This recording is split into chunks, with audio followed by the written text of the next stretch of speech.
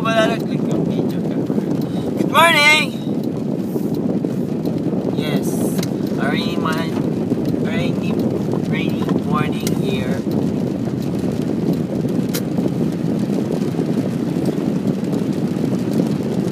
Good morning! It's a rainy morning here. Well,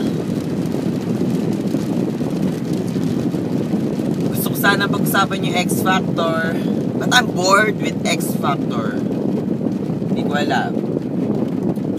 Yung first show, akala ko exciting. Well, exciting para dun sa ibang contestants. It's Casey. Always vote for Casey. We love Casey. Yun nga, kagaya nga nasabi ni Pinita, parang mali ng song choice. Well, I mean, Charisse, ano ang pinagkagawa mo? Nung una, hindi mo kinuha si Angelina. Ay, nalagasan ko tuloy na isa kasi kung ano pinapakanta mo sa kanila eh. Kasi itong mga to, bakuha ko yung mentor nila, no? Contestants kasi itong mga to, kailangan ipakita mo agad sa mga audiences kung saan yung strong point nila. First, muna kasi hindi pa naman sila ganun kakilala ng tao. Ipakita mo kung bakit namin dapat sila hangaan. Hindi yung mga ginagawa ng Charisse na gusto ko ipakita yung different side, pakita ko yung different side. Pakita mo muna yung strong side nila kasi nagsisimula pa lang sila, diba? I'm bored talaga yung X Factor. First round, okay, yung first live shows, magaling yung AKA Jam. Pinuntan nila yung pangalan niya. Akala ko Lucky Girls pero naging AKA Jam. Tapos, eto nga, last Saturday night, second live shows. Hindi ko alam, nag-bore ako. Hindi ko magawang isipin. Kumuha na nga ako ng phone ko kung sino ba yung mga highlights shows. Diba? Ewan ko. Madam. Anyway, I don't care. I'm bored. I'm totally bored. Let's stop. Yung basta para sa akin, easy, galingan mo. Yung AKA Jam, good luck sa kanila. Yung take off, ewan ko, dami may gusto sa take off. Nasa bottom 2 naman sila last night. Diba? Tapos, si Charisse, nung sa bottom 2, yung pagpipilian ng dala, yung take off at saka si, ang pangalan nito? Diba? Sabi ni Charisse una, bibili niya yung according sa kanya at sino tingin niya karapit dapat, diba? Tapos bigla nagbago isip niya, ano ba ang pinagagawa nito si Charisse? Mali ko. Well, hindi natin masisisi si Charisse kasi bata pa siya, inexperience. At saka, sino ba pumili kasi kay Charisse para maging judge, diba? Ewan ko ha. Pero hawak ni Charisse kasi si Casey. Meron siyang chance to turn the tables. Tama ba yung term ko? Kasi di ba nalagasan na siya ng isa. For me, Casey is the winner whether kung sino ang bahawak sa kanyang mentor. Go. Casey, you can do it. Charisse, peace lang. Di ba? Okay, let's talk different topic naman. Ulan, speaking of ulan, hindi kasi ako nanonood ng balita. Hindi ko alam na bumaha pala sa Pilipinas, dyan sa atin, sa Manila, sa Bulacan, sa mga parts, sa Pampanga ngayon. Well, ingat kayo dyan, stay safe sa ating mga kababayan dyan. Stay safe, pray. Mag-ingat, huwag kayong masyadong lumusok sa baha, usok-usok nga ito yung sakit leptospirosis, ito madami may dengue. Saka pag kayo nutusan kayo na mag-evacuate. Mag-evacuate na agad yung please. Alam ko na mahirap iwanan yung mga gamit kasi kahit naman ako, ayoko iwanan yung mga gamit ko na lang basta, diba? Pero isipin nyo na lang, diba?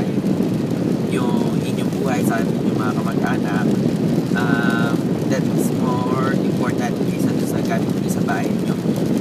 Don't give up, don't lose hope, diba? Makakabangon din agad kayo. Just keep that faith. Diba? Okay, tapos let's go to enjoy. Ano ba nangyayari sa akin? Wala na naman ako sa mood. Last week kasi gumawa ako ng video, meron ako review sa X Factor. I'm so bored with X Factor. My video was like 15 minutes long. I'm talking about X Factor. Hindi ko siya in-upload kasi I'm bored talaga. Hindi ko alam kung ano nangyayari sa akin. Hindi ba syempre? Pero anyway, ngayon talaga kaya ako gumawa ng video kasi 2 weeks na ako walang i-upload. Sabi ko kailangan ko gawin. Boring or not boring, I have to upload this kahit na medyo mayata ako. Okay. Sa Twitter, si Kim Idol nung last week, nag-tweet siya about this. Nag-host siya sa mga podcasters. Natawag yung podcasters? Which is called Becky Nights. Yes, hanapin niyo yan sa Twitter at Becky Nights or sa meron silang website, basta hanapin niyo lang Twitter at Becky Nights. They're so funny. I love them. Becky is talking about everything under the sun. Ang first episode na napakinggan ko is yung kay Kim Idol kasi nga dahil kay Kim Idol napakinggan ko sila, dinownload ko. At yung very first episode na napakinggan ko, which is season 3 episode 9, was very funny. Kasi nga gawa ni Kim Idol, yung mga pinagsasabi niya, they're talking about sex and everything, lalo na yung part na sinabi doon siya sa kumakain sila ng manok. Tapos sabi, binigay, share ko lang, sabi ni Kim Idol, kumakain nung isang beses. Tinanong kasi siya ng isang podcaster, sabi niya, kumakain ka ba ng papaitan? Well, yun na yun, diba? Yun na yun. Sabi niya, meron kasi kwento dyan, isang beses kumakain sila, sabi ng tatay niya, kumakain sila ng manok, sabi ng tatay niya, eto hita, tapos kinain niya, tapos nakatingin sa kanya tatay niya, kumakain ka ba ng puwet? Sagot niya Kim Idol, kapag mahal ko, isang buong araw yata ako tumatawa doon. Hindi ko natapos pakinggan yung podcast. Pinakinggan ko siya kinabukas dahil non-stop na yung tawa ko.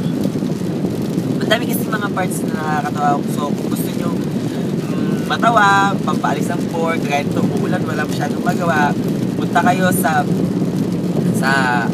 you can download their podcast. Hanapin nyo na lang Becky Nights. Download all of them. Pag wala kayong magawa, I'm sure tatanggal ang pagka-board. Kulang pa, I need more of them. Kagabi Monday, August 13. Yes. Yung, every Monday, ang broadcasting nila. Kagabi is, nagsimula sila? 9 yata sa Pinas, so, hindi ko alam. Anyway, may Twitter kayo, follow nyo on Twitter. Jack, matutuwa kayo sa mga sa mga bigyan. Ewan ko lang sa mga snake code na engineer yung sabi ko. That's all! Sorry for this low energy video. Next time I will try to make more funny video. Kailangan ko rin ng guest sa video. Lagi na lang ako nagtatry ko. Thank you for watching. Sige, huwag na kayo mag-comment. Wala lang akong kwento-kwento din nagagawa ko. Huwag nyo na lang i-dislike ha. Hindi ko na lang kayo pilitin mag-like, but just don't dislike. So, thank you for watching. See you again. Wish me luck. Goodbye.